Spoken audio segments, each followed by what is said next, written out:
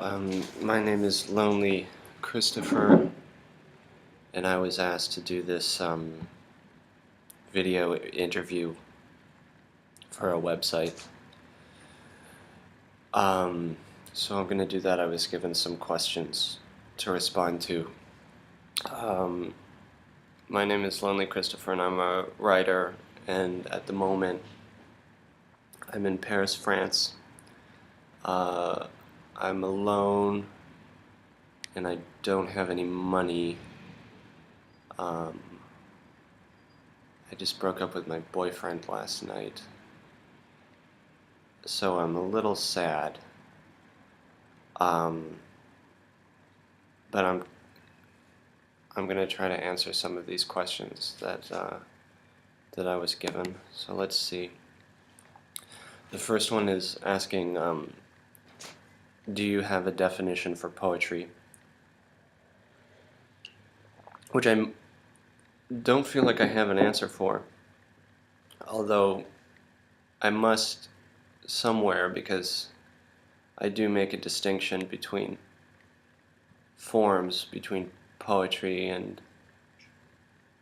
fiction, drama, works for the stage and screen. But I don't really have anything terribly pedantic to say about what constitutes a poem. So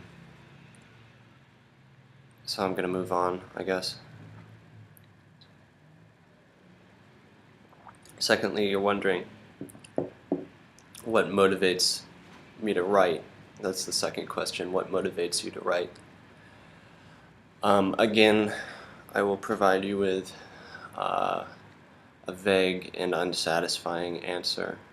Well, let me just start by saying that when I was very young, I didn't know the difference between writing and drawing, and I think it took me, really, when I think about it, maybe 2 decades to come to a sense of distinction between those two activities. And when I did, I stopped drawing, and so I guess that's how I became a writer. My motivation to continue writing is basically the fact that I can't really do anything else. I'm not always happy with what I write, but it's the only thing that I think about besides sex. I don't really spend much of my day thinking about anything besides writing and sexual intercourse. And I'm probably a better writer than I am somebody to make love to. So identifying chiefly as a writer is acceptable to me. I just don't. There wouldn't be anything.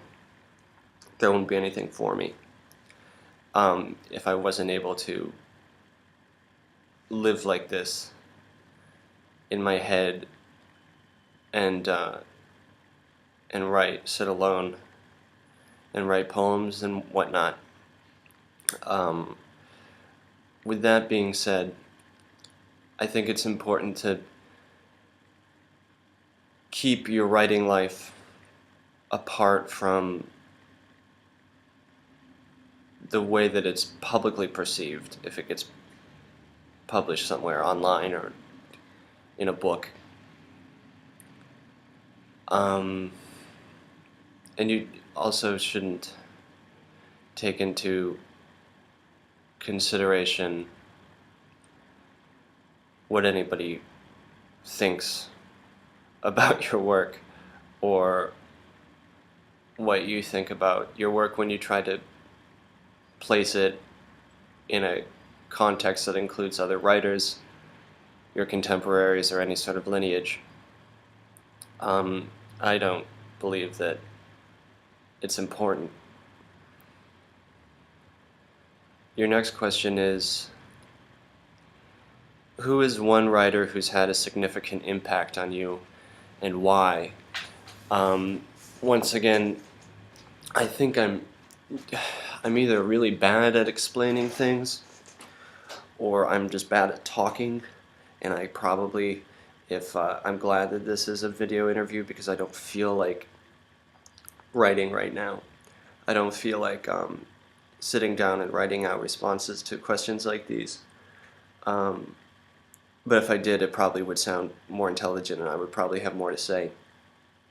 That's just how it works sometimes. So anyway, I'm going to say Gertrude Stein. But in terms of explaining why that is, I'm so tired. And I don't really want to. I will say that I visited her grave yesterday at Père Lachaise, which is a cemetery here in Paris. That was really the one thing that I knew that I needed to do when I got here. I remember I started reading Gertrude Stein in college, but not because anybody told me to. I can't quite remember how I got into Gertrude Stein. I mean, it wasn't on the syllabus or anything when I was going to school. At least certainly not when I was a freshman, but I took out a copy of Tender Buttons from the library and I was reading it on the subway on the way. I was going to the Natural History Museum and reading Tender Buttons for the first time, and it just shocked me in such a way that really nothing had before. It was sort of this moment of clarity that this can happen with the English language. And I think that the way that I've allowed myself to be influenced by Gertrude Stein has been liberatory and beneficial for both my writing and to some extent I would hope my daily life. I don't want to take up too much time, so we're just going to keep going. The fifth question is, what is underrated? I think that I'm being asked what things that I think are underrated, not what the concept of underrating something is. To which I would respond, I mean, I kind of want to say Samuel R. Delany, but he's not underrated because there are plenty of people that understand that he's one of the most important living writers working in the English language. I get really excited about his work. He's my main obsession right now. And I talk to a lot of people who haven't read him, and I try to convince everybody that I come across that they need to read Samuel R. Delany. And a lot of people don't want to. But he's not per se underrated because plenty of people understand that he's a genius. Still, I would be remiss if I didn't mention Samuel R. Delany, because I always do. Really, though, I would say this poet from California, he lives in Oakland right now, and his name is Richard Loranger, is an amazing, brilliant poet. Just the best. And nobody reads him, or very few people do. He's like a secret that certain communities keep and don't share, and which I would like to see change. I understand that it's nice to know that you have a corner on something so marvelous, or that a monopoly. But if you know who Richard Loringer is and you've read his work, you should tell everybody to read him also, because I think that the world would be a much better place if more people were exposed to the writing of the poet Richard Loringer. Oh, my computer's gonna die. This might end soon. Paris is also underrated, at least in New York City, because everybody goes to Berlin and thinks Berlin is so cool. And I said, I'm going to Paris, and everybody said, why aren't you going to Berlin? And Paris is really amazing. I'm going to skip number 6 because I think that I'm running out of time because my computer's going to die. What would be the coolest thing about being born before 1900? I'm not going to answer that. Number 7, you wrote and directed the film Mom, correct. Are you pleased with how it turned out? Do you see yourself making more films? I did, you're correct, write and direct a feature-length film. We did finish it. It is the shape of a real movie, completely different from what I set out to make. The process was extremely traumatic. People will probably be able to see it at some point. And I don't see myself directing in the near future, although I have plenty of ideas if anybody would like to give me a few $1,000,000. But I'm still involved in filmmaking and collaborating with other filmmakers. What do you think about the word choice? I'm going to skip that one because I'd just be mumbling. Oh no, wait. I actually wrote an answer to this. What do you think about the word choice? In late capitalism, choice is an illusion. We are simply playing out predetermined narratives with slight variations,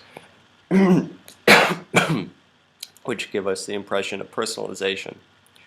We have minor decisions to make, like whether to eat at McDonald's or take a jog through the park, but we exist so firmly within a specific socio-political and socio-economic construct that any deviation toward a conception of free will would result in our lives being destroyed, if not by our friends and family, then by the state. So I don't know why I wrote down an answer, because I didn't think that I was going to be able to speak a good answer. Number 9, what do you think of the word absurd? I don't really have an answer to that. The only thing that even made me think of was I have one friend who pronounces it absurd. But other than that, I mean, I could tell you about what I think of the concept of absurdity, but my computer's going to die. And the final question is, what's your worldview in one sentence? And I would say that my worldview is we go round and round in the night and are consumed by fire. So now, that was it. Oh god, it's really long. Sorry about that. Goodbye from Paris.